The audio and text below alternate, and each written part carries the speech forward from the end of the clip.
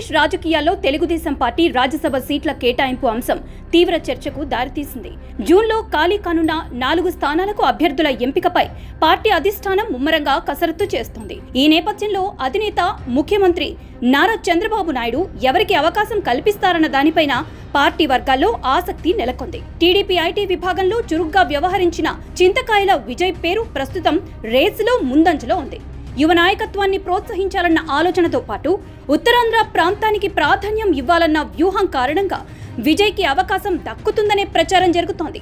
Party కష్టకాలంలో చేసిన సేవలకు ఇది గుర్తింపు అవుతుందనే అభిప్రాయం క్యాడర్లో వ్యక్తమవుతోంది. పార్టీలో సీనియర్ నేతగా గుర్తింపు పొందిన యనమల రామకృష్ణుడు కూడా రాజ్యసభ రేసులో ఉన్నారు. ఆర్థిక వ్యవహారాల్లో ఆయనకు ఉన్న అనుభవం, ట్రబుల్ షూటర్ గా ఉన్న ప్రతిష్టను దృష్టిలో ఉంచుకుని ఢిల్లీలో ఉపయోగించుకోవాలని అధిష్టానం భావిస్తే ఆయనకు అవకాశం దక్కే అవకాశం ఉంది. కానీ ఇటీవల ఆయన తీవ్ర అనారోగ్యానికి గురయ్యారు. ఆయన గుండెకు సంబంధించి స్టంట్ కూడా వేశారు. ప్రస్తుతం ఆయన ఆసుపత్రిలో చికిత్స పొందుతున్నారు కూడా. అయితే యువతకు ప్రాధాన్యం పెరుగుతున్న నేపథ్యంలో సీనియర్లకు ఎంత ప్రాధాన్యం ఇస్తారన్నది ఆసక్తికరంగా మారింది. గతంలో రాజకీయాలకి దూరంగా ఉన్న గల్లా జయదేవ్ పేరు మరోసారి తెరపైకి వచ్చింది. పార్లమెంటరీ అనుభవం, అంతర్జాతీయ స్థాయిలో ఉన్న నెట్వర్క్ కారణంగా పార్టీకి ఆయన సేవలు అవసరమనే అభిప్రాయం వ్యక్తమవుతోంది. అయితే ఆయన మళ్లీ క్రియాశీలక రాజకీయాల్లోకి వస్తారా లేదా అనేది స్పష్టత రావాల్సి ఉంది. ఇతర ఆశావాహులు కూడా రేసులో ఉన్నారు.